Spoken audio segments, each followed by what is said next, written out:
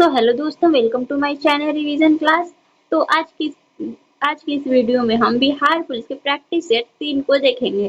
पहला और दूसरा हमने कंप्लीट करा दिया है। अगर आप वो वीडियो नहीं देखे हैं तो मेरे चैनल पर जाकर आप वो वीडियो देख सकते हैं।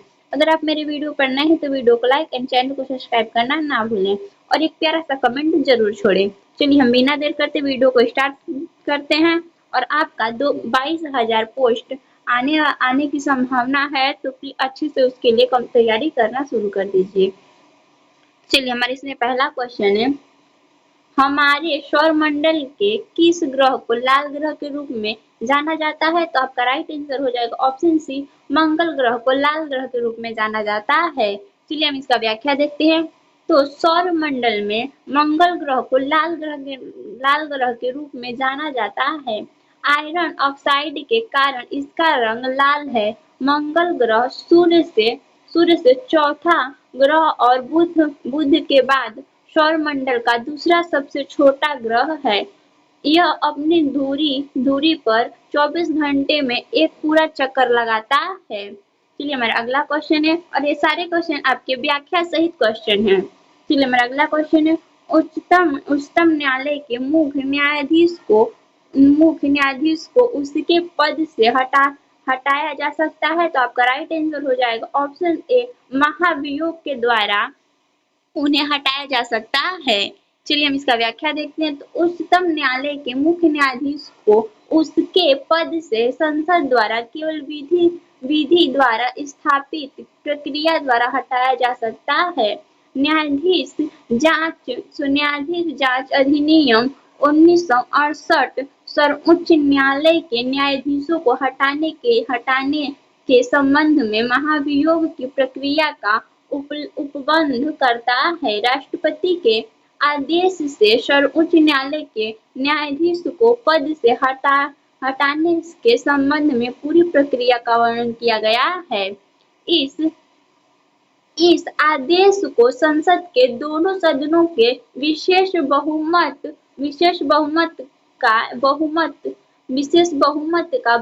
एवं संसद में उपस्थित और मत देने वाले सदस्यों का दो तिहाई का समर्थन प्राप्त होना चाहिए। चलिए हमारा अगला क्वेश्चन है। तो अगला क्वेश्चन है हमारा, एल नीनो शब्द है। तो एल नीनो शब्द आपका राइट आंसर हो जाएगा ऑप्शन सी, स्पेनिश से एल नीनो शब्द स्पेनिश से संबंधित है। चलिए हम इसका व्याख्या देखते हैं। तो एल नीनो स्पेनिश भाषा का शब्द है, जिसका मतलब लिटिल बॉय या काइट्स चाइल्ड होता है। जबकि पूर्वी उष्णकटिबंधीय प्रशांत महासागरीय क्षेत्र में तटीय जल गर्म होता है, जो विशिष्ट क्षेत्रीय और वैश्विक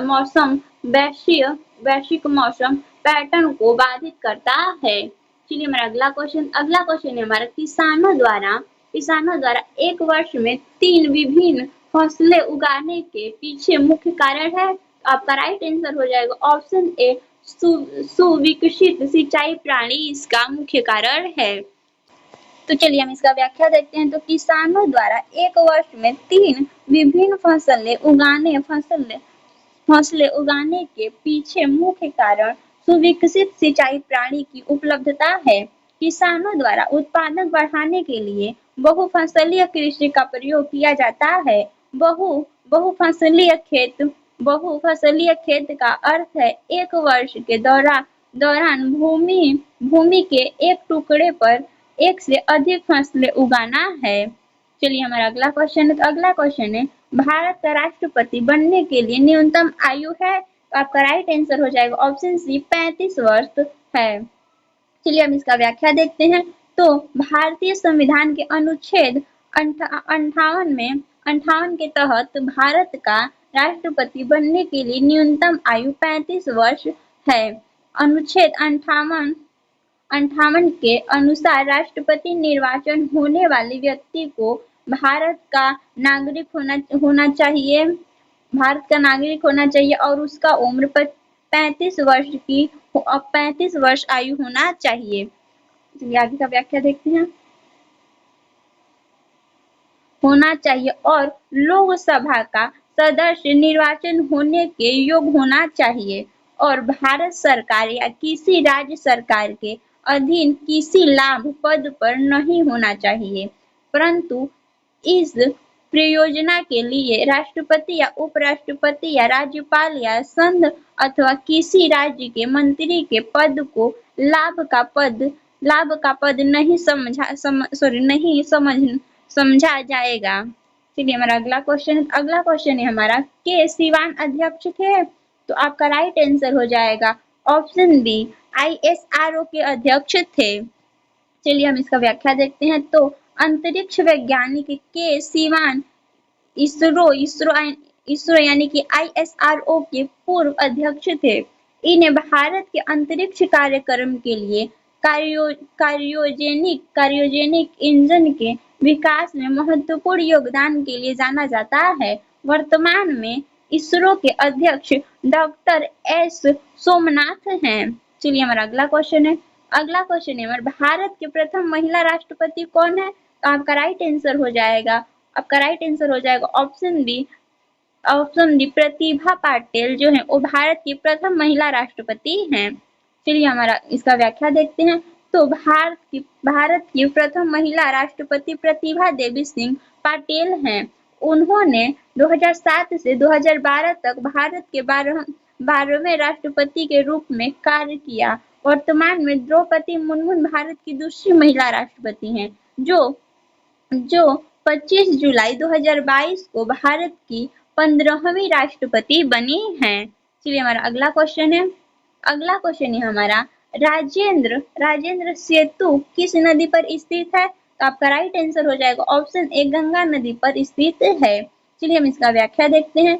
तो राजेंद्र सेतु या मोकामा पुल गंगा नदी पर स्थित है। यह बिहार में लगभग 2 किलोमीटर लंबा रेल सह सड़क पुल है जो उत्तर बिहार को दक्षिण बिहार से जोड़ता है। हमारा अगला क्वेश्चन है हमारा, यदि एक चतुर्भुज के विकर्णों की लंबाई 6 सेमी तथा 8 सेमी है तो इसकी भुजा बराबर है। तो आपका राइट आंसर हो जाएगा ऑप्शन ए, 5 सेमी। तो यहाँ पर आपका शॉर्ट कर दे दिया गया, आप यहाँ पर देखकर अपना कर सकते हैं। चलिए हमारा अगला क्वेश्चन है, रेखीय संवेग के बदलने की दर को कहते हैं? तो आपका राइट आंसर हो जाएगा ऑप्शन ए, बला गुण कहते हैं। चलिए हम इसका व्याख्या देखते हैं। तो रेखीय संवेग के बदलने की दर को बल आघूर्ण कहते हैं। बल आघूर्ण उस बल का माप है जो किसी वस्तु को एक अक्ष के चारों ओर घुमाने का कारण बन सकता है। बल आघूर्ण या तो स्थिर या गतिशील हो सकता है। इसकी इकाई न्यूटन मीटर है। तो हमारा अगला क्वेश्चन है, एक आयत का क्षेत्रफल निकालने का सूत्र है? तो आपका राइट आंसर हो जाएगा ऑप्शन डी, L गुणे D यानी कि लंबाई गुणे चौड़ाई इसका सूत्र है। यहाँ पर भी आपका लिखा हुआ है आयत का क्षेत्रफल बराबर लंबाई गुणे चौड़ाई होता है। चलिए हमारा अगला क्वेश्चन है हमारा, निम्न में से कौन सी युक्ति विद्युत ऊर्जा को यांत्रिक ऊर्जा में परिवर्तित करती है? तो आपका राइट आंसर हो जाएगा ऑप्शन डी, विद्युत मोटर जो है वो विद्युत ऊर्जा को यांत्रिक ऊर्जा में परिवर्तित करती है। चलिए हम इसका व्याख्या देखते हैं। तो विद्युत मोटर विद्युत ऊर्जा को यांत्रिक ऊर्जा में परिवर्तित करती है और विद्युत इस्त्री जो है वो विद्युत ऊर्जा को ऊष्मा ऊर्जा में परिवर्तित करती है और विद्युत बल्ब जो है वो विद्युत ऊर्जा को प्रकाश ऊर्जा में परिवर्तित करती है और विद्युत गीजर जो है वो विद्युत ऊर्जा को तापीय ऊर्जा में परिवर्तित करती है। चलिए हमारा अगला क्वेश्चन है, इसी तरह वीडियो में लास्ट तक बने रहिएगा। अगला क्वेश्चन है हमारा, निम्नलिखित में से किसको सिद्ध करने की आवश्यकता है? तो आपका राइट आंसर हो जाएगा ऑप्शन बी, प्रेय को सिद्ध करने की आवश्यकता है। प्रमेय को सिद्ध करने की आवश्यकता है। चलिए हमारा इसका व्याख्या देखते हैं। तो प्रमेय को सिद्ध करने की आवश्यकता होती है। प्रमेय वे कथन है जो परिभाषाओं स्वसिद्धियों पूर्ण सिद्धि कथनों और निगमनात्मक तथ्यों का उपयोग करके सिद्ध किए जाते हैं। चलिए हमारा अगला क्वेश्चन है, धनानंद की रचनाएं किस भाषा में है? तो आपका राइट आंसर हो जाएगा ऑप्शन डी, ब्रज भाषा में है। चलिए हम इसका व्याख्या देखते हैं। तो धनानंद की रचनाएं ब्रज भाषा में है। वे हिंदी के रीतिकाल के कवि हैं। उन्होंने भगवान श्री कृष्ण के प्रति अनुरक्त होकर वृंदावन के निब्राक संप्रदाय में दीक्षा ली। वे जीवन पैटर्न, राधा कृष्ण संबंधित गीत, कविता, समव्यय लिखते रहे। धनानंद की रचनाएं इस प्रकार हैं।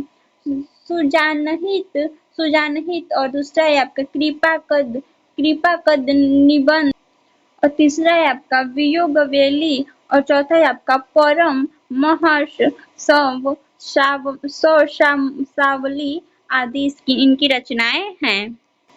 तो हमारा अगला क्वेश्चन है, कच्चा माल व हाथ में मुद्रा को कहा जाता है? तो आपका राइट आंसर हो जाएगा ऑप्शन ए, कार्यशील पूंजी कहा जाता है। चलिए हम इसका व्याख्या देखते हैं।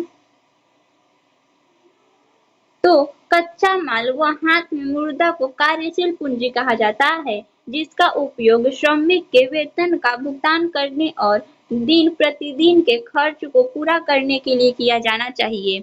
चलिए हमारा अगला क्वेश्चन है हमारा, अंतरराष्ट्रीय साक्षरता दिवस प्रतिवर्ष किस दिन मनाया जाता है? तो आपका राइट आंसर हो जाएगा ऑप्शन डी, 8 सितंबर को मनाया जाता है। चलिए हम इसका व्याख्या देखते हैं।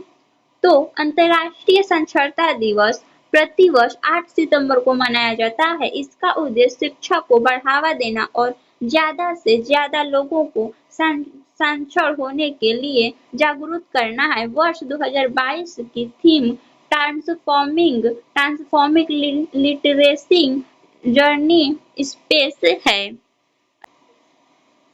तो अगला क्वेश्चन है हमारा, द ओरिजिनल ऑफ स्पेसीज पुस्तक लिखी गई है? तो आपका राइट आंसर हो जाएगा ऑप्शन ए, चार्ल्स डार्विन के द्वारा लिखी गई है। चलिए हम इसका व्याख्या देखते हैं। तो द ओरिजिनल ऑफ स्पेसीज पुस्तक चार्ल्स डार्विन द्वारा लिखी गई है। नए प्रकार के जीवों की उत्पत्ति के विषय में चार्ल्स डार्विन ने 1859 ईस्वी में प्राकृतिक वर्णन का सिद्धांत दिया है और अपनी पुस्तक जीवन जाति का उद्भव प्रकाशित की है। चलिए हमारा अगला क्वेश्चन है। अगला क्वेश्चन है हमारा, विश्व के सबसे बड़े क्रिकेट स्टेडियम मोटेरा का नया नाम क्या रखा गया है? तो आपका राइट आंसर हो जाएगा option C, Narendra Modi stadium रखा गया है। चलिए हम इसका व्याख्या देखते हैं। तो विश्व के सबसे बड़े क्रिकेट स्टेडियम मोटेरा का नाम नरेंद्र मोदी स्टेडियम रखा गया है। यह स्टेडियम गुजरात के अहमदाबाद के मोटेरा में स्थित है। इस स्टेडियम में 1,32,000 दर्शकों के बैठने की क्षमता है। चलिए हमारा अगला क्वेश्चन है हमारा, उत्तरी तथा उत्तरी पश्चिमी भारत में चलने वाली गर्म तथा शुष्क हवाएं कहलाती हैं? तो आपका राइट आंसर हो जाएगा ऑप्शन डी, लू कहलाती हैं। चलिए हम इसका व्याख्या देखते हैं। तो उत्तरी तथा उत्तरी पश्चिमी भारत में चलने वाली गर्म तथा शुष्क हवाएं लू कहलाती हैं। ये हवाएं थार रेगिस्तान से मई और जून के महीनों में विशेष रूप से चलती हैं। लू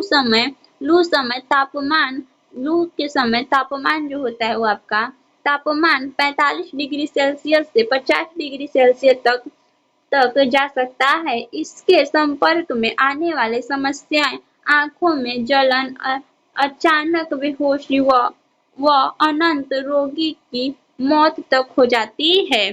चलिए हमारा अगला क्वेश्चन है हमारा, भारत जैसे देश में सर्वाधिक प्रचुर मात्रा में उपलब्ध उत्पादन का साधन है? तो आपका राइट आंसर हो जाएगा ऑप्शन डी, आपका राइट आंसर हो जाएगा श्रम साधन है।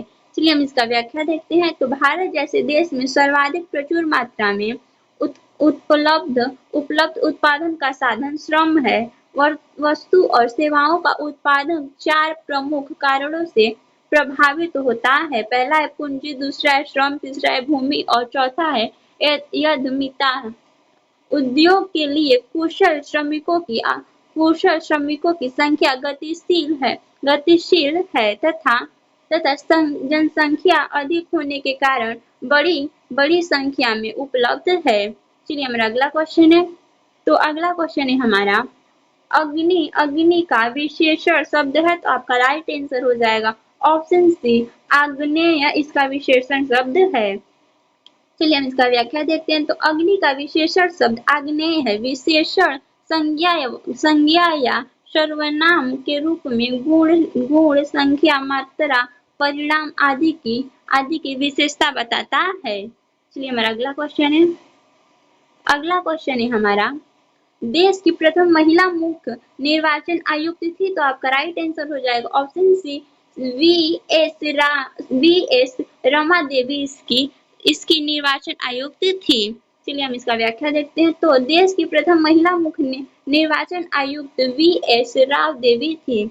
उनका कार्यकाल 26 नवंबर 1990 से 11 दिसंबर 1990 की अल्पावधि तक रहा। भारत का मुख्य निर्वाचन अधिकारी अपने शक्ति संविधान के अनुच्छेद 324 से प्राप्त करता है तथा स्वतंत्र व निष्पक्ष चुनाव को संपन्न कराने का दायित्व निभाता है। वर्तमान में भारत के मुख्य चुनाव आयुक्त राजीव कुमार हैं। चलिए हमारा अगला क्वेश्चन है। अगला क्वेश्चन है हमारा साम्यवाद का सर्वप्रथम प्रयोग किस देश में हुआ था तो आपका राइट आंसर हो जाएगा ऑप्शन सी रूस देश में हुआ था। चलिए हम इसका व्याख्या देखते हैं। तो साम्यवाद का सर्वप्रथम प्रयोग रूस में हुआ था।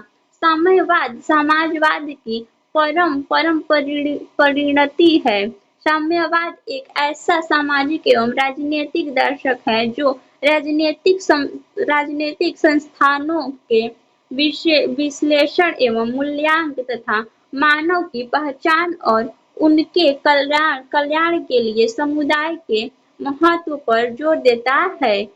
साम्यवाद के अनुसार सार्वजनिक निर्णय लेने का वांछनीय लक्ष्य एक स्वस्थ समुदाय है जिसमें व्यक्तिगत चुनाव के विकल्प की अधिकता न हो। चलिए हमारा अगला क्वेश्चन है। तो अगला क्वेश्चन है हमारा यदि x प्लस 1/x बराबर 2 तो x square plus 1/x square बराबर क्या होगा तो आपका राइट आंसर हो जाएगा ऑप्शन ए होगा। यानी कि आपका x square plus 1/x square बराबर आपका 2 हो जाएगा। यहाँ पर आपका सॉल्व कर दिया हुआ है, आप देख सकते हैं। चलिए हमारा अगला क्वेश्चन है। अगला क्वेश्चन है हमारा बैंकों की तुलना में साहूकार के द्वारा वसूली जाने वाली बजट की दर होती है तो आपका राइट आंसर हो जाएगा ऑप्शन डी आपका राइट आंसर हो जाएगा बहुत अधिक होती है। चलिए हम इसका व्याख्या देखते हैं। तो बैंकों की तुलना में साहूकार के द्वारा वसूले जाने वाले ब्याज की दर बहुत अधिक होती है। साहूकार वह समूह या व्यक्ति होता है जो व्यक्तिगत तौर पर कर्ज मुहैया कराता है। वह बैंक या किसी वित्त संस्था से अलग होता है और उनसे अधिक ब्याज वसूलता है। वह बैंक रहित क्षेत्रों में कर्ज देने में अहम भूमिका निभाता है। अगला क्वेश्चन है हमारा जल के अणुओं की गति जब चयनात्मक परागमय झिल्ली द्वारा हो तो उसे कहते हैं तो आपका राइट आंसर हो जाएगा ऑप्शन डी परासरण उसे कहते हैं। चलिए हम इसका व्याख्या देखते हैं। तो जल के अणुओं की गति जब चयनात्मक पारगमन झिल्ली द्वारा होती है तो उसे परासरण कहते हैं। यह एक ऐसा प्रक्रिया है जिसमें जल के अणु एक चुनिंदा पारगमय झिल्ली के माध्यम से उच्च जल सांद्रता वाले क्षेत्र से कम जल सांद्रता वाले क्षेत्र में फैलते हैं। हमारा अगला क्वेश्चन है खुली वायु में कुछ दिन छोड़ देने पर सिल्वर की वस्तुएं काली हो जाती हैं क्योंकि उन पर किस चीज की परत बनी होती है? तो आपका राइट आंसर हो जाएगा ऑप्शन डी, सिल्वर सल्फाइड की उनके ऊपर परत होती है। व्याख्या देखते हैं तो खुली वायु में कुछ दिन छोड़ देने पर सिल्वर की वस्तुएं काली हो जाती हैं क्योंकि उन पर सिल्वर सल्फाइड की परत बनी होती है और सिल्वर सिल्वर क्लोराइड को हॉर्न सिल्वर भी कहा जाता है। हॉर्न सिल्वर भी कहा जाता है। इसका इसका उपयोग फोटोक्रोमेटिक कांच बनाने में होता है। सिल्वर नाइट्रेट का प्रयोग मतदान के समय मतदाता की अंगुलियों पर निशान लगाने या स्याही बनाने में किया जाता है। चलिए हमारा अगला क्वेश्चन है। तो अगला क्वेश्चन है हमारा, हिरोशिमा हिरोशिमा कविता के रचयिता है। तो आपका राइट आंसर हो जाएगा ऑप्शन डी, सचिदानंद सचिदानंद हीरानंद सचिदानंद हीरानंद वात्स्यायन अज्ञे इसके रचयिता है। चलिए हम इसका व्याख्या देखते हैं। तो हिरोशिमा कविता के रचयिता सचिदानंद हीरानंद और वात्स्यायन अज्ञेय है। यह कविता अज्ञेय द्वारा वर्ष 1959 ईस्वी में प्रकाशित अरिओ अरुणा प्रभामय काव्य संग्रह में संकलित की गई थी। चलिए हमारा अगला क्वेश्चन है। अगला क्वेश्चन है हमारा, लोकतंत्र में अंतिम सत्ता निहित होती है। तो आपका राइट आंसर हो जाएगा ऑप्शन डी, जनता के द्वारा होती है। चलिए हम इसका व्याख्या देखते हैं। तो लोकतंत्र में अंतिम सत्ता जनता में निहित होती है। लोकतंत्र में सरकार का एक रूप है जिसमें जनता अपनी सर्वेक्षा से निर्वाचन में आए हुए किसी भी प्रतिनिधित्व को मत देकर अपना प्रतिनिधित्व चुन सकती है तथा उसे विधायिका का सदस्य बना सकती है। अब्राहम लिंकन के अनुसार लोकतंत्र जनता के द्वारा तथा जनता के लिए शासन है। चलिए हमारा अगला क्वेश्चन है। तो अगला क्वेश्चन है हमारा, मयूरभंज खाने किसके लिए जानी जाती है? तो आपका राइट आंसर हो जाएगा ऑप्शन सी, लौह अयस्क के लिए जानी जाती है। चलिए हम इसका व्याख्या देखते हैं। तो मयूरभंज खान लौह अयस्क के लिए जानी जाती है। ये ओडिशा के मयूरभंज जिले में स्थित है। लौह अयस्क चट्टानें एवं खनिज हैं जिनसे धात्विक लोहे का आर्थिक निष्कर्षण किया जा सकता है। भारत में कुड़पप्पा तथा धारवा की औषधि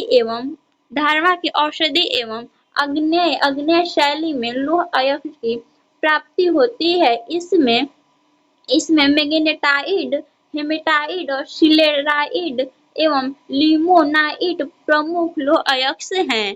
चलिए हमारा अगला क्वेश्चन है। तो अगला क्वेश्चन है हमारा, बस्त आंदोलन में किसकी भूमिका प्रमुख थी? तो आपका राइट आंसर हो जाएगा ऑप्शन ए, गुंडाधुर की जो भूमिका थी वो प्रमुख थी। चलिए हम इसका व्याख्या देखते हैं। तो बस्त आंदोलन में आदिवासियों नेता गुंडाधुर की भूमिका प्रमुख थी। बस्त आंदोलन को भूकाल आंदोलन के रूप में भी जाना जाता है। यह आंदोलन 1910 में मध्य भारत के बस्त की रियासत में ब्रिटिश राज के खिलाफ की गई थी। चलिए हमारा अगला क्वेश्चन है। तो अगला क्वेश्चन है हमारा, प्रत्येक परिमेय संख्या होती है। तो आपका राइट आंसर हो जाएगा ऑप्शन बी, पूर्णांक संख्या प्रत्येक परिमेय संख्या होती है।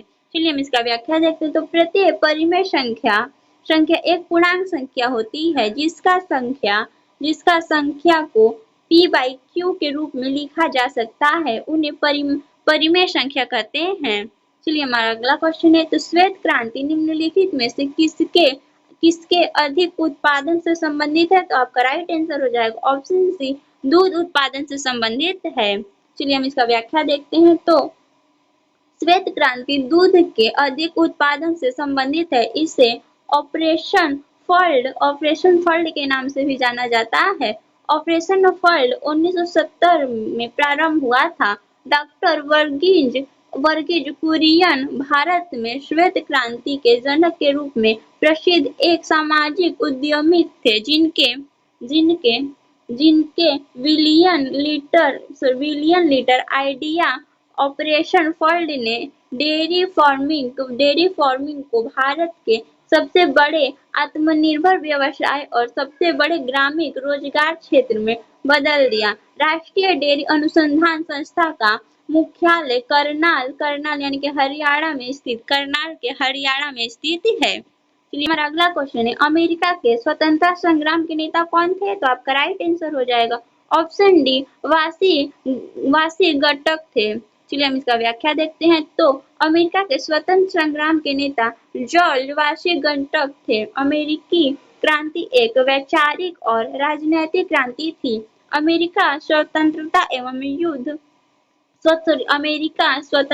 का युद्ध 1775 से 1783 ईस्वी तक चला। पेरिस की संधि द्वारा 1783 में अमेरिका को स्वतंत्रता प्राप्त हुआ। जॉर्ज वाशिंगटन अमेरिका के प्रथम राष्ट्रपति बने। प्रत्येक वर्ष 4 जुलाई को अमेरिका अपना स्वतंत्र दिवस के रूप में मनाता है। चलिए हमारा अगला क्वेश्चन है।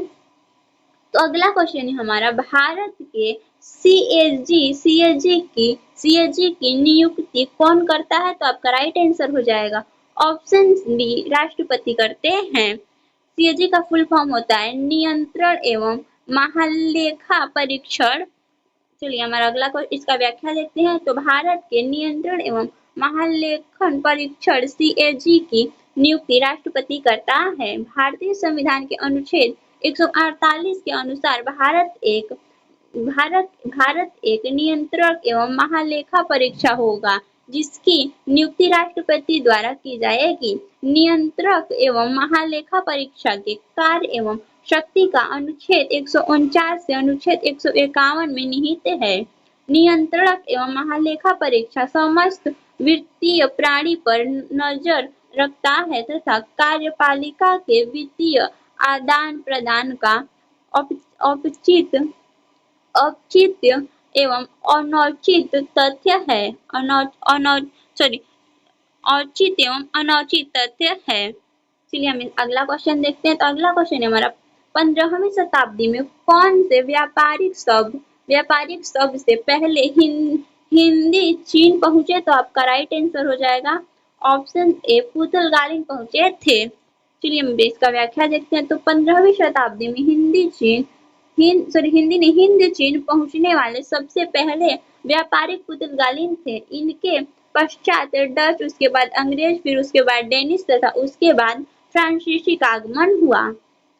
15वीं शताब्दी के उत्तरार्ध एवं 17वीं शताब्दी के पूर्वार्ध के मध्य भारत में व्यापार के प्रारंभिक उद्देश्यों से प्रवेश करने वाले इन यूरोपीय कंपनियों ने यहाँ की राजनीतिक, आर्थिक तथा सामाजिक नियति को लगभग 350 वर्ष तक प्रभावित किया।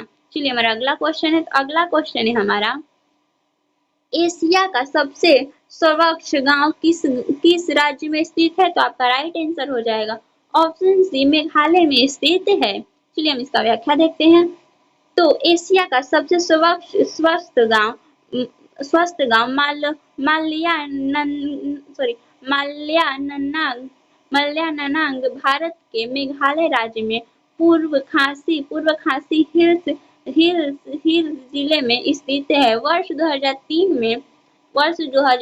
में डिस्कवर इंडिया द्वारा इस एशिया के सबसे स्वच्छ गांव का दर्जा दिया गया है। इसे भगवान का बगीचा के रूप में भी जाना जाता है। चलिए हमारा अगला क्वेश्चन है। तो अगला क्वेश्चन है हमारा, अलकनंदा नदी भागीरथी नदी से मिलती है, कहाँ मिलती है? तो आपका राइट आंसर हो जाएगा ऑप्शन डी, देवप्रयाग में मिलती है। देवप्रयाग में मिलती है। चलिए हम इसका व्याख्या देखते हैं। तो अलकनंदा नदी भागीरथी नदी से देवप्रयाग में मिलती है। देवप्रयाग उत्तराखंड में स्थित पंच प्रयाग में से एक है। उत्तराखंड पंच प्रयाग निम्न है। तो पहला है विष्णु प्रयाग जो कि धौली गंगा और अलकनंदा नदी के संगम पर है। और फिर दूसरा है आपका नंदा प्रयाग जो कि नंदाकिनी और अलकनंदा नदी के संगम पर है। और तीसरा है आपका कर्ण प्रयाग जो कि अलकनंदा और पिंडदार नदी के संगम पर है। और तीसरा आपका चौथा है रुद्र प्रयाग जो कि मंदाकिनी और अलकनंदा नदी के संगम पर है।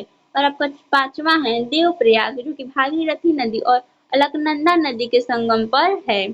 चलिए हमारा अगला क्वेश्चन है। अगला क्वेश्चन है हमारा एक धन वार्षिक चक्रवृद्धि ब्याज की दर से 2 वर्ष में स्वयं का 25/16 गुणा हो जाता है तो ब्याज की दर प्रति वर्ष है। तो आपका राइट आंसर हो जाएगा ऑप्शन डी 25% है। यहाँ पर आपका सॉल्व कर दिया हुआ है, आप यहाँ पर देखकर अपना सॉल्व कर सकते हैं। चलिए हमारा अगला क्वेश्चन है हमारा भारत की जलवायु है तो आपका राइट आंसर हो जाएगा ऑप्शन सी उष्णकटिबंधीय मानसूनी जलवायु है। चलिए हम इसका व्याख्या देखते हैं। तो भारत की जलवायु उष्णकटिबंधीय मानसून प्रकार की जलवायु है। भारत की कर्क रेखा पर अवस्थित और यहाँ के स्थल रूप के प्रभाव के कारण उष्णकटिबंधीय जलवायु का विस्तार पाया जाता है, जबकि थार का मरुस्थलीय ग्रीष्म ऋतु में तत्व होकर निम्न वायुदाब का केंद्र बनता है जो दक्षिण पश्चिमी मानसून हवाओं को आकृष्ट करता है। ये हवाएं पूरे भारत में वर्षा का कारण बनती हैं। तो हमारा अगला क्वेश्चन है हार्मोन्स जो रुधिर में शर्करा स्तर को नियंत्रण करता है उसका श्रेणन किया जाता है। तो आपका राइट आंसर हो जाएगा ऑप्शन बी अग्नाशय द्वारा किया जाता है। चलिए हम इसका व्याख्या देखते हैं। तो इंसुलिन हार्मोन्स जो रुधिर में शर्करा स्तर को नियंत्रण करता है उसे सर्वात्र अग्नाशय के अंत सर्वात्री भाग में लेगरल हैश की द्वीपिकाणु की बाटा कोशिका से स्रावित होता है। रासायनिक संरचना की दृष्टि से यह एक पेप्टाइड हार्मोन इंसुलिन एवं ग्लूकोज को रक्त के माध्यम से शरीर की कोशिकाओं में प्रवेश देता है। इसकी अनुपस्थिति में मधुमेह रोग होता है। चलिए हमारा अगला क्वेश्चन है। तो अगला क्वेश्चन है हमारा बर्फ पानी पर क्यों तैरता है। तो आपका राइट आंसर हो जाएगा ऑप्शन डी बर्फ का घनत्व पानी के घनत्व से कम होता है। चलिए हम इसका व्याख्या देखते हैं। तो बर्फ का घनत्व पानी के घनत्व से कम होता है, इसीलिए बर्फ पानी पर तैरता है। बर्फ ठोस होता है लेकिन यह पानी पर तैरती है क्योंकि पानी के अणु जमने पर फैलते हैं और खुले पिंजरे जैसे संरचना बनाते हैं जिससे बर्फ का घनत्व कम होता है। किसी दिए गए द्रव्यमान के लिए बर्फ का आयत तरल पानी की तुलना में अधिक होता है, अतः बर्फ हल्की होने के कारण जल पर तैरती है। चलिए हमारा अगला क्वेश्चन है। तो अगला क्वेश्चन है हमारा वस्तुओं व सेवाओं के उत्पादन के लिए आवश्यक है। तो आपका राइट आंसर हो जाएगा ऑप्शन सी ए और बी दोनों, यानी कि भूमि और श्रम व भौतिक पूंजी दोनों आवश्यक हैं। चलिए हम इसका व्याख्या देखते हैं। तो वस्तुओं और सेवाओं के उत्पादन के लिए आवश्यक कारण भूमि, श्रम, भौतिक पूंजी और यद्यमित हैं। उत्पादनों को फर्म के आर्थिक विकास का विस्तार करने के लिए कुशल तरीके से इन कारकों का उपयोग करना चाहिए। वस्तुओं और सेवाओं के उत्पादन को बढ़ाने के लिए उत्पादकों को नई तकनीक अपनानी चाहिए। चलिए हमारा अगला क्वेश्चन है। अगला क्वेश्चन है हमारा निम्न में से कौन भारत के उप प्रधानमंत्री नहीं रहे। तो आपका राइट आंसर हो जाएगा ऑप्शन ए HN बहुगुणा जो है वो भारत के उप प्रधानमंत्री नहीं रहे। चलिए हम इसका व्याख्या देखते हैं। तो हेमवंती नंदन बहुगुणा कभी भी भारत के उप प्रधानमंत्री नहीं रहे। वे अविभाजित उत्तर प्रदेश के मुख्यमंत्री रह चुके हैं। भारत का उप प्रधानमंत्री भारत सरकार के केंद्रीय मंत्री का सदस्य होता है।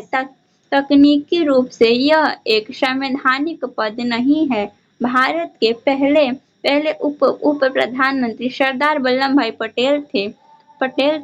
दिए गए विकल्पों में देवीलाल मोरारजी देसाई और लाल कृष्ण आडवाणी भी उप प्रधानमंत्री के पद पर रह चुके हैं।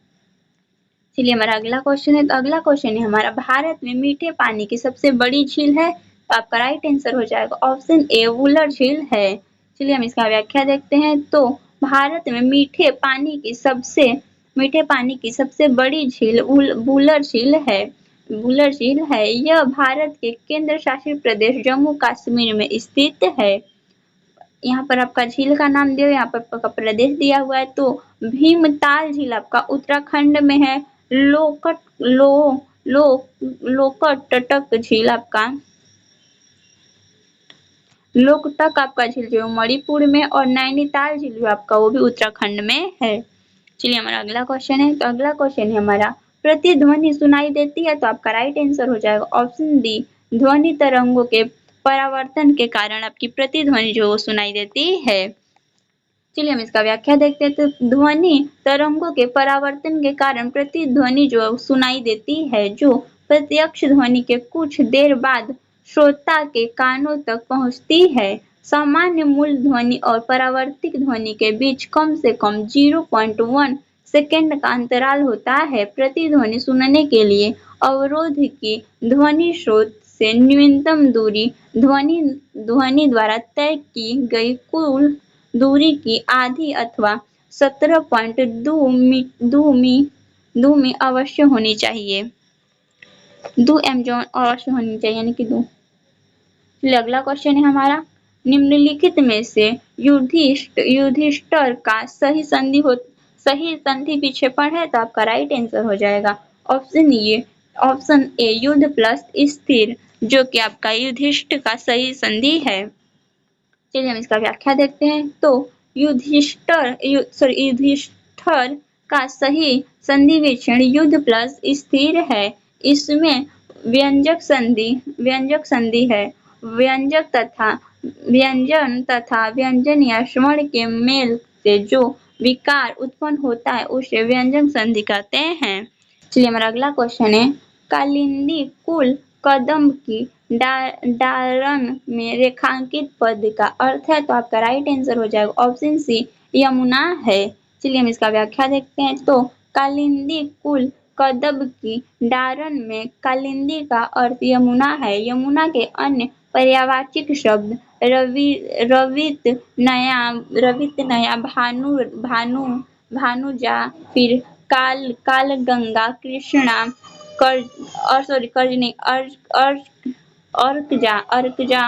अर्कजा, अर्कश्रुता, जमुना, सूर्यश्रुता आदि हैं। चलिए हम इस अगला क्वेश्चन है हमारा। अगला क्वेश्चन है, संसद के संयुक्त अधिवेशन की अध्यक्षता करता है। तो आपका राइट आंसर हो जाएगा ऑप्शन डी, लोकसभा का अध्यक्ष जो है वो संसद के संयुक्त अधिवेशन की अध्यक्षता करता है। चलिए हम इसका व्याख्या देखते हैं। तो भारतीय संविधान के अनुच्छेद 108 के तहत संसद के संयुक्त अधिवेशन की अध्यक्षता लोकसभा का अध्यक्ष करता है।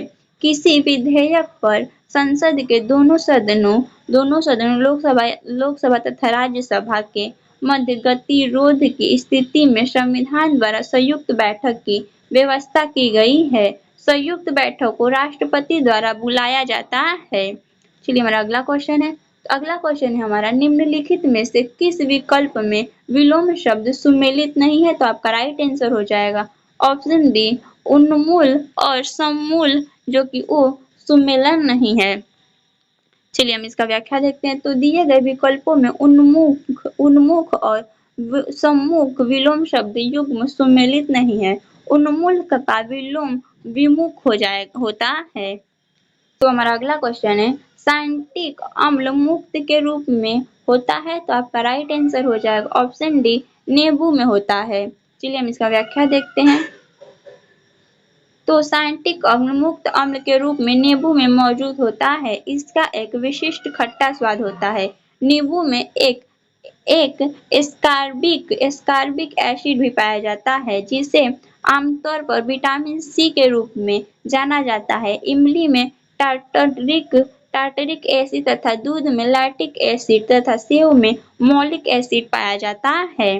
चलिए हमारा अगला क्वेश्चन है। तो अगला क्वेश्चन है हमारा, भारत में ऋण के औपचारिक स्रोत की कार्यप्रणाली का पर्यवेक्षण कौन करता है? तो आपका राइट आंसर हो जाएगा ऑप्शन डी, भारतीय रिजर्व बैंक करता है। चलिए हम इसका व्याख्या देखते हैं। तो भारत के ऋण के औपचारिक स्रोतों की कार्यप्रणाली का पर्यवेक्षण भारतीय रिजर्व बैंक करता है, ताकि यह सुनिश्चित किया जा सके कि बैंक न केवल लाभ कमाने वाला व्यवसायियों और व्यापारियों को, बल्कि लघु उद्योग और छोटे उधारकर्ताओं आदि को भी ऋण देता है। बैंकों को समय समय पर यह बताना होता है कि वे किसको कितना और किस ब्याज पर उधार दे रहे हैं। चलिए हमारा अगला क्वेश्चन है। अगला क्वेश्चन है हमारा, निम्नलिखित में से भारी मशीन के उपयोग के लिए स्नेहक कौन सा है? तो आपका राइट आंसर हो जाएगा ऑप्शन सी, ग्रेफाइट है। चलिए हम अगला क्वेश्चन इसका व्याख्या देखते हैं।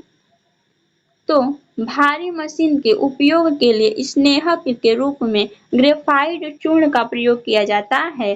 स्नेहक एक ऐसा पदार्थ है जो दो गतिशील सतहों के बीच लगाया जाता है, ताकि उसके बीच घर्षण कम हो जाए और कार्यकुशलता में सुधार हो।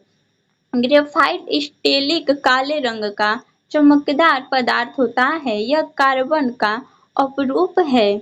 चलिए हमारा अगला क्वेश्चन है, मनुष्यों में आहार नाल का सबसे लंबा भाग है? तो आपका राइट आंसर हो जाएगा ऑप्शन ए, क्षुद्रांत इसका आहार नाल का सबसे लंबा भाग है। चलिए हम इसका व्याख्या देखते हैं। तो मनुष्यों में क्षुद्रांत आहार नाल का सबसे लंबा भाग है। इसकी लंबाई लगभग 6 मीटर 20 फुट होता है। यह एक नालिका जैसी संरचना होती है, जो आमाशय से गुर्दा तक जाती है।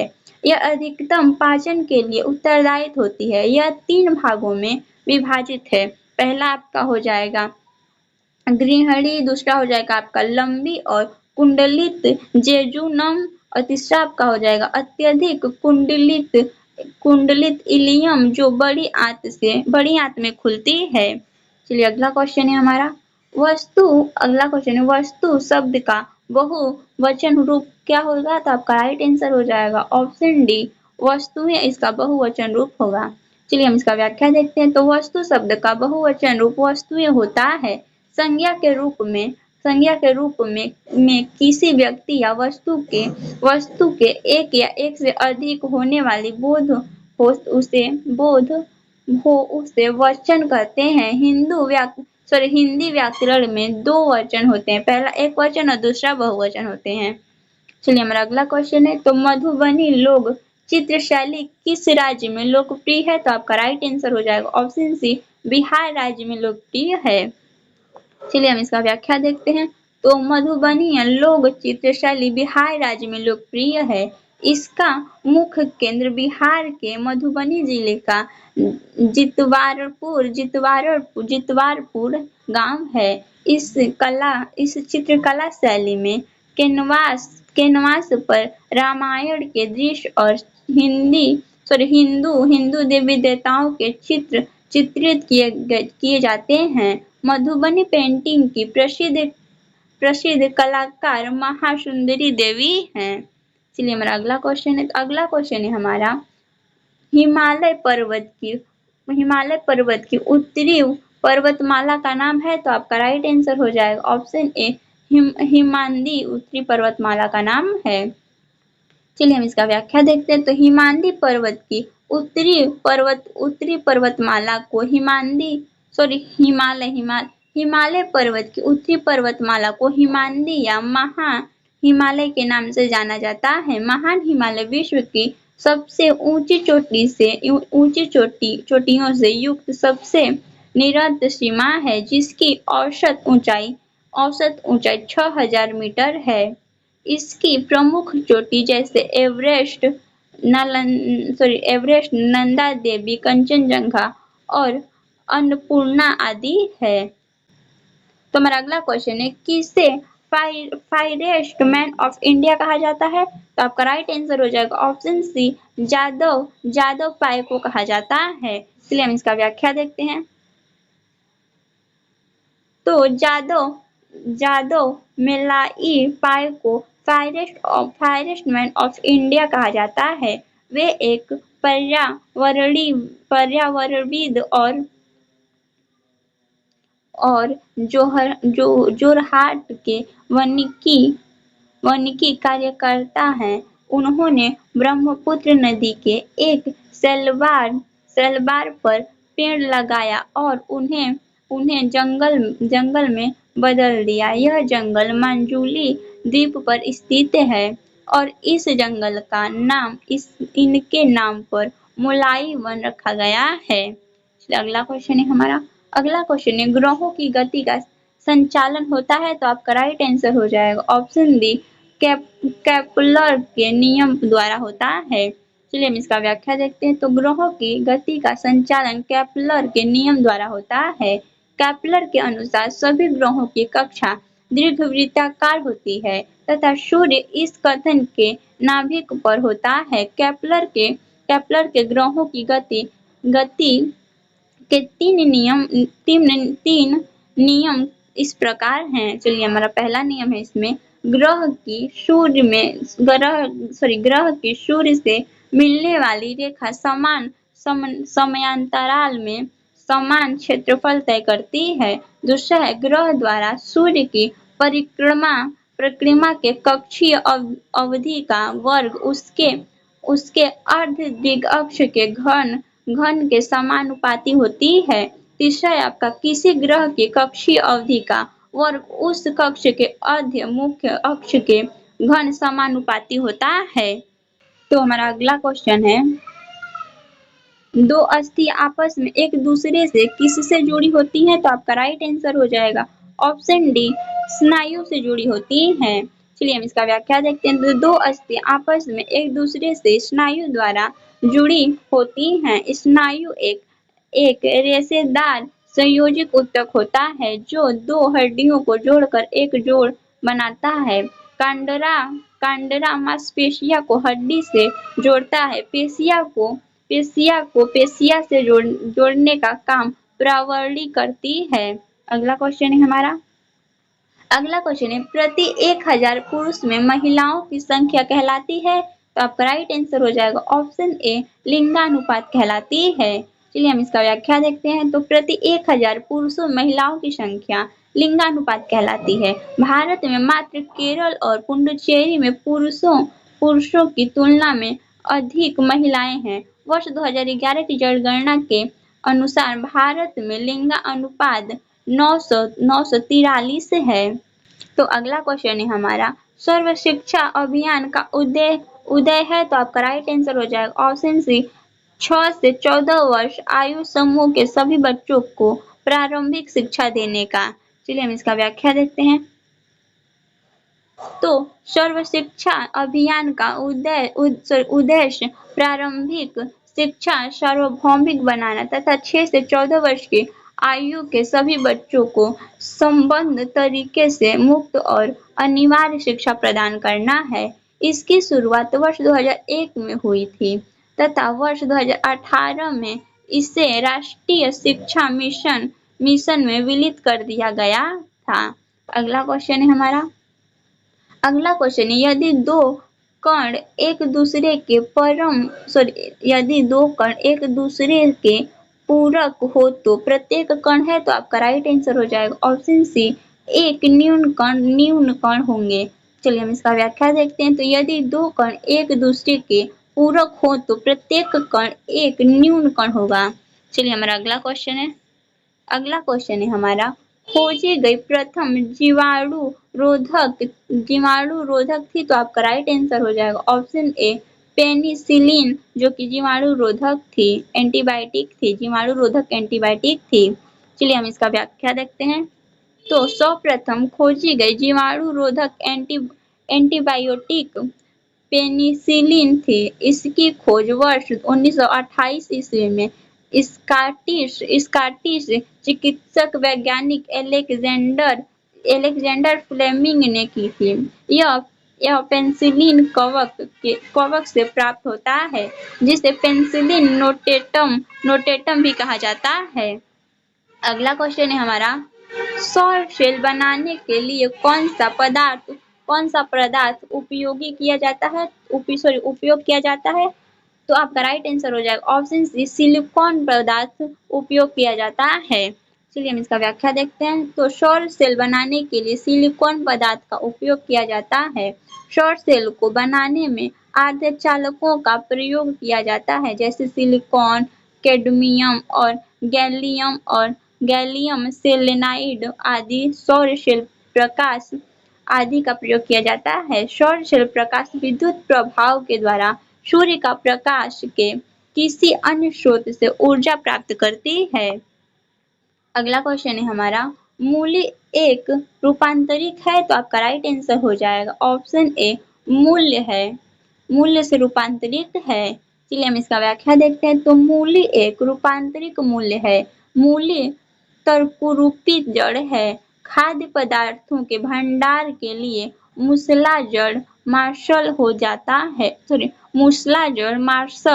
जाती है। तुर्करूपी मूसला जड़ में मध्य भाग फूल तथा ऊपर एवं नीचे का सिरा पतला होता है।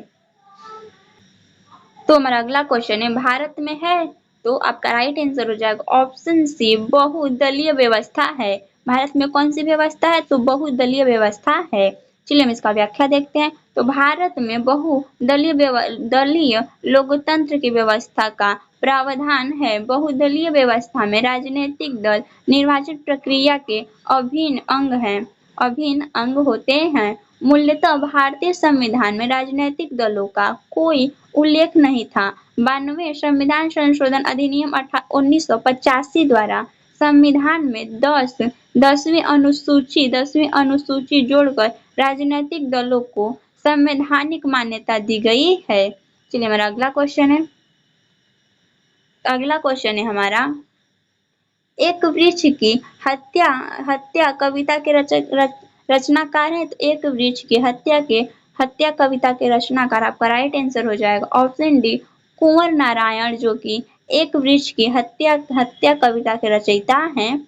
चलिए हम इसका व्याख्या देखते हैं। तो एक वृक्ष की हत्या कविता के रचनाकार कुंवर नारायण है। इस कविता में कवि ने एक वृक्ष के जरिए पर्यावरण, मनुष्य और सभ्यता के विनाश की अंतव्यवस्था को प्रकट किया है। चलिए हमारा अगला क्वेश्चन है हमारा, किस समूह में सभी शब्द रात के पर्यायवाची हैं? तो आपका राइट आंसर हो जाएगा ऑप्शन डी रात्रि, रजनी और निशा। ये सारे के सारे आपके रात्रि के पर्यायवाची शब्द हैं।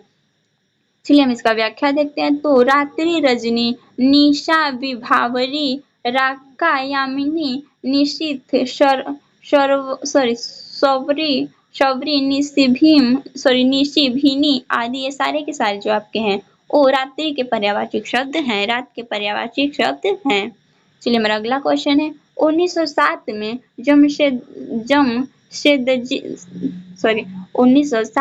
जमशेदजी टाटा द्वारा टिस्को की स्थापना कहाँ की गई थी? तो आपका राइट आंसर हो जाएगा ऑप्शन ए साकची बिहार में की गई थी। चलिए हम इसका व्याख्या देखते हैं। तो 1907 में जमशेदजी टाटा टिस्को की स्थापना उत्तर पूर्वी भारत सिंहभूम क्षेत्र के गांव साकची बिहार में की गई थी। इसे जमशेदजी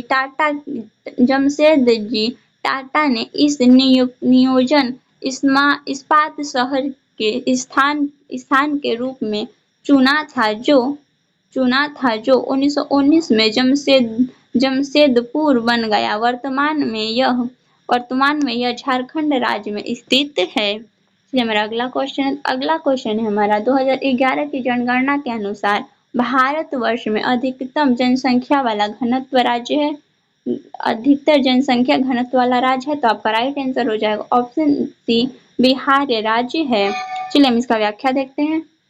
तो वर्ष 2011 की जनगणना के अनुसार भारतवर्ष में अधिकतम जनसंख्या घनत्व वाला राज्य बिहार है। यहाँ का जनसंख्या घनत्व 1106 व्यक्ति प्रति वर्ग किमी है। वर्ष 2011 की जनगणना के अनुसार भारत का जनसंख्या घनत्व 382 व्यक्ति प्रति वर्ग किमी है। अगला क्वेश्चन है हमारा कितना धन 2 वर्ष में 12% प्रति वर्ष वार्षिक ब्याज की दर से 2508.80 हो जाएगा, जबकि ब्याज की गणना वार्षिक होगी तो आपका राइट आंसर हो जाएगा ऑप्शन ए 2000। इसकी ब्याज की गणना वास्तविक गणना ब्याज की होगी। चलिए हम यहाँ पर आपका सॉल्व करके दिया हुआ है, यहाँ पर आप इसको देख सकते हैं। चलिए हमारा अगला क्वेश्चन है हमारा वायविक श्वसन में ग्लूकोज के विखंडन से प्राप्त होता है तो आपका राइट आंसर हो जाएगा ऑप्शन सी CO2 एवं जल। चलिए हम इसका व्याख्या देखते हैं। तो वायवीय श्वसन में ग्लूकोज के विखंडन से कार्बन डाइऑक्साइड जल और ऊर्जा प्राप्त होती है। ऑक्सीजन की उपस्थिति में होने वाले श्वसन को वायवीय श्वसन के रूप में जाना जाता है। इस प्रक्रिया में ग्लूकोज अणु ग्लाइकोलिसिस प्रक्रिया द्वारा पाइरुविक अम्ल, कार्बन डाइऑक्साइड और पानी के निर्माण के साथ ऊर्जा छोड़ता है। अगला क्वेश्चन है हमारा अंतरराष्ट्रीय न्यायालय का मुख्यालय किस शहर में स्थित है तो आपका राइट आंसर हो जाएगा ऑप्शन सी हेंग शहर में स्थित है। चलिए हम इसका व्याख्या देखते हैं। तो अंतरराष्ट्रीय न्यायालय का मुख्यालय हेंग नीदरलैंड में स्थित है। इसकी स्थापना 1945 में संयुक्त राष्ट्र के विशेषाधिकार द्वारा स्थापित किया गया। अंतरराष्ट्रीय न्यायालय में 15 न्यायाधीश होते हैं जो संयुक्त राष्ट्र महासभा और सुरक्षा परिषद द्वारा 9 वर्ष के लिए चुने जाते हैं। तो हमारा अगला क्वेश्चन है नाइट्रोजन गैस वायुमंडल में कितने प्रतिशत में उपस्थित है तो आपका राइट आंसर हो जाएगा ऑप्शन डी 78% उपस्थित है। चलिए हम इसका व्याख्या देखते हैं। तो नाइट्रोजन गैस वायुमंडल में 78% उपस्थित है। इसके अतिरिक्त वायुमंडल में लगभग 21% ऑक्सीजन और 0.09% आपका आर्गन और 0.03% आपका कार्बन डाइऑक्साइड तथा अल्प मात्रा में hydrogen, helium, argon, neon, xenon आदि गैस उपस्थित रहती हैं। हाल ही में प्रकाशित रिपोर्ट के अनुसार वैश्विक स्तर पर नाइट्रोजन की उपलब्धता में असंतुलन देखा जा रहा है। नाइट्रोजन के सतह में गिरावट या कमी लाने वाले कारणों में CO2 सांद्रता में वृद्धि और ग्लोबल वार्मिंग आदि शामिल है। चलिए हमारा अगला क्वेश्चन है हमारा जीवन के बाद के वर्षों में शिक्षा का लाभ क्या है तो आपका राइट आंसर हो जाएगा ऑप्शन सी जीवन मूल्यों का विकास इसका लाभ है। चलिए हम इसका व्याख्या देखते हैं। तो जीवन के बाद के वर्षों में शिक्षा का लाभ जीवन मूल्य विकास है। मूल्य हमारे व्यवहार या नैतिक आचरण संहिता का महत्वपूर्ण अवयव है। ये मूल्य ऐसे पदार्थ या मानक होते हैं जो किसी समाज या संगठन या फिर व्यक्ति के लिए दिशा निर्देश के रूप में कार्य करता है। तो हमारा अगला क्वेश्चन है भारत में ग्रीक आक्रमणकारी के बाद कौन आए थे तो आपका राइट आंसर हो जाएगा ऑप्शन बी शक एवं हुंड आए थे। चलिए हम इसका व्याख्या देखते हैं। तो भारत में ग्रीक आक्रमणकारियों के बाद शक एवं हुंड भारत आए। भारत एक ग्रीक आक्रमणकारियों के बाद पल्लव, शक पहलव, शक और कुषाण पर भारत पर आक्रमण पहलव और शक कुषाण पर भारत आक्रमण किया। भारत में पुष्यमित्र शुंग के शासनकाल में डेमीटियस ने आक्रमण किया। डेमीटियस को भारत में यूनानी राज्य का संस्थापक माना जाता है। पहलव शासकों में महानतम शासक गोडफनीज था। भारत में मिथेडेटस प्रथम शक आक्रमणकारी था। भारत में कुषाण वंश के संस्थापक कुजुल कैडफिशियम हैं। हुंड आक्रमणकारियों में तुर्मान मिहिर कुल आदि प्रमुख हैं। चलिए अगला क्वेश्चन है हमारा, रासायनिक परिवर्तन का उदाहरण है, तो आपका राइट आंसर हो जाएगा ऑप्शन सी, दूध का खट्टा होना। चलिए हम इसका व्याख्या देखते हैं। तो दूध का खट्टा होना रासायनिक परिवर्तन का एक उदाहरण है। वह परिवर्तन जिसमें एक अथवा एक से अधिक नए पदार्थ बनते हैं रासायनिक परिवर्तन कहलाता है। यह अनुक्रमणीय अभिक्रिया होती है। भोजन का पचना, फलों का पकना, अंगूर का कीवड़ आदि रासायनिक परिवर्तन के कारण होता है। जल का जमना, चीनी का पिघलना और लवण का क्रिस्टलीकरण भौतिक परिवर्तन के उदाहरण हैं।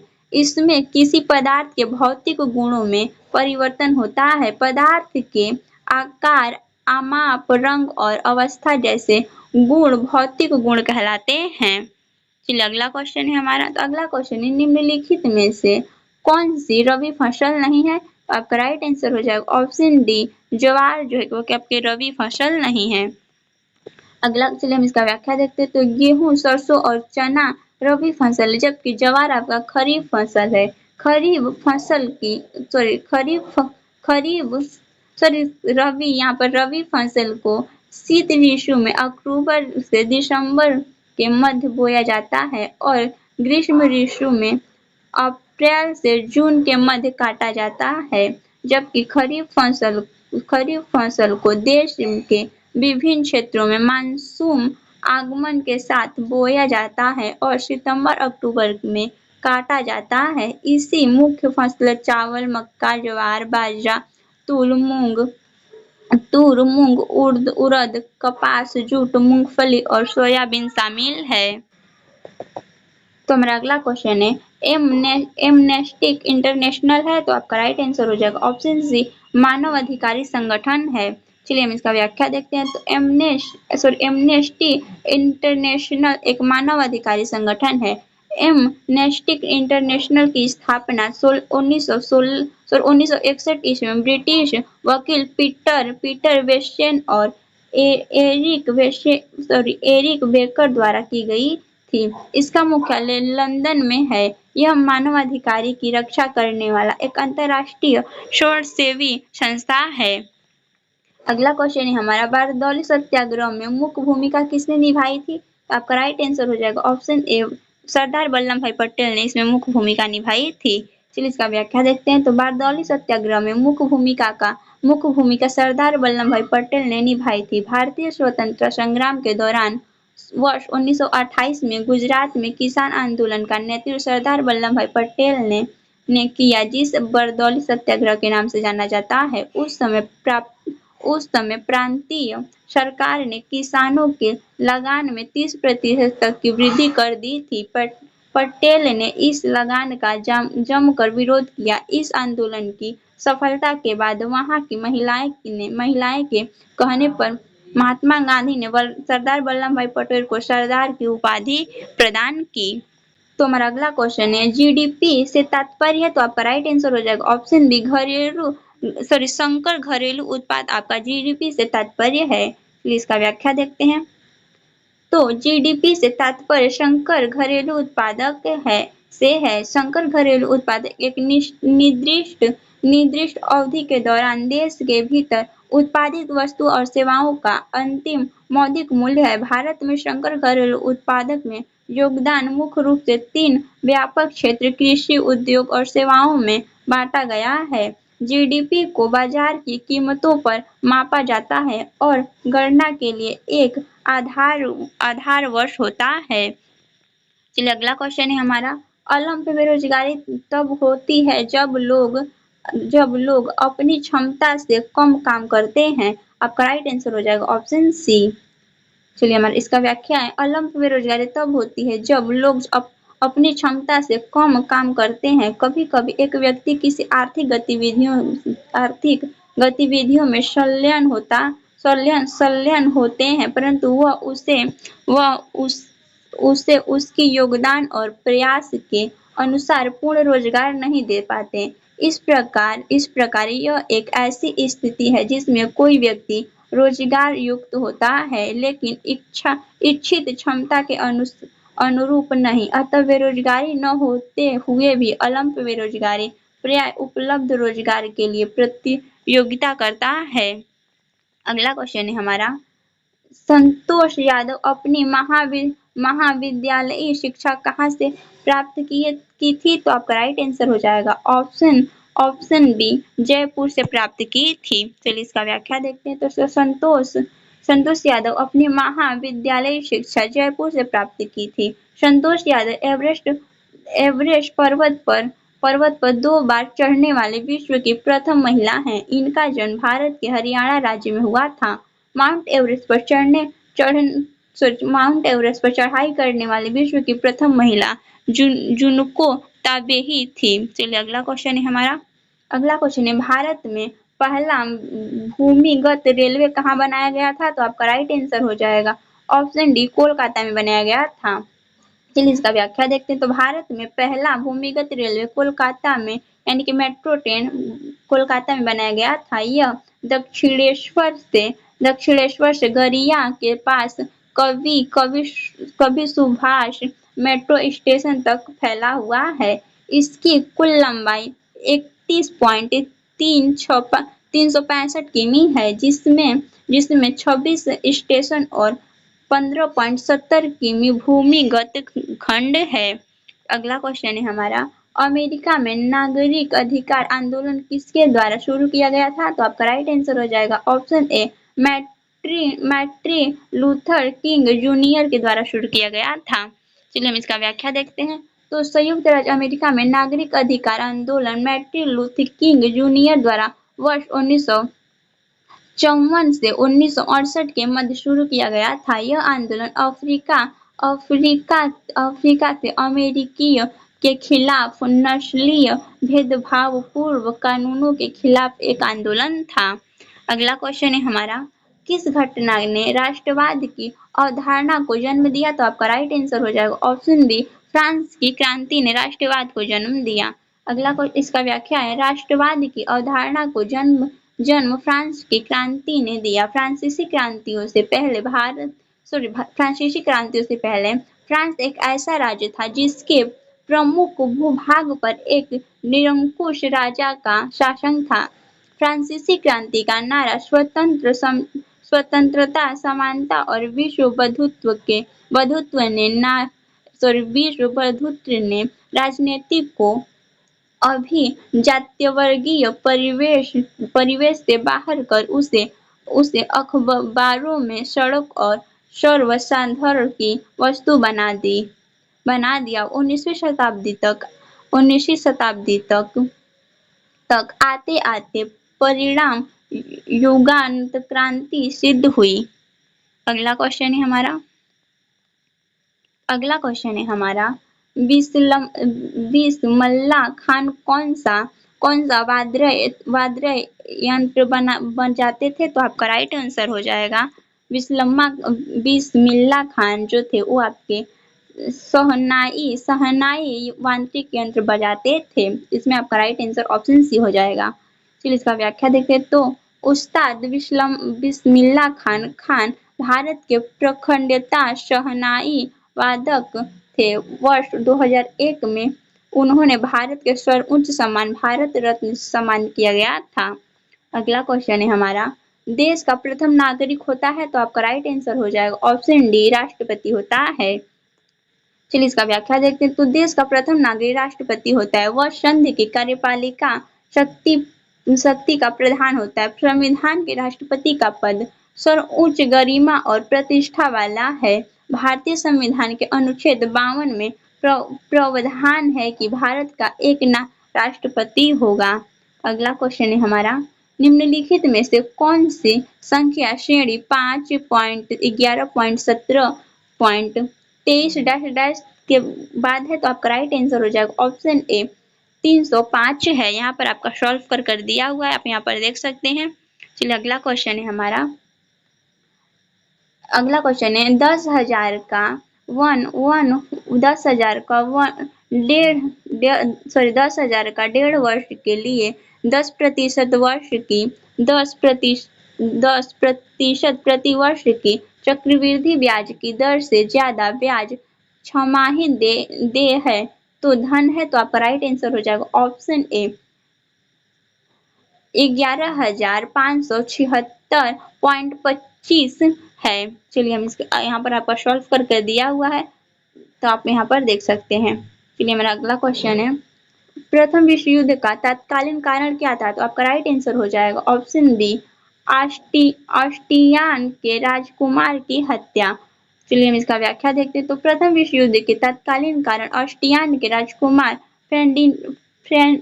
फर्डिनेंड और उनकी पत्नी सोफिया की 28 जून 1914 को सेराजेओ में हत्या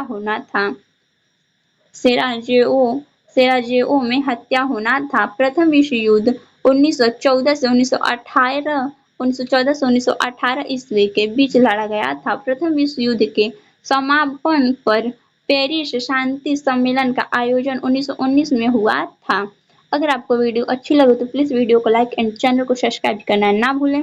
और पहले प्रैक्टिस सेट और दूसरे प्रैक्टिस सेट के वीडियो को हमने अपलोड कर दिया है, तो आप वहां पर जाकर इसको देख सकते हैं। चलिए मिलते हैं नेक्स्ट वीडियो में।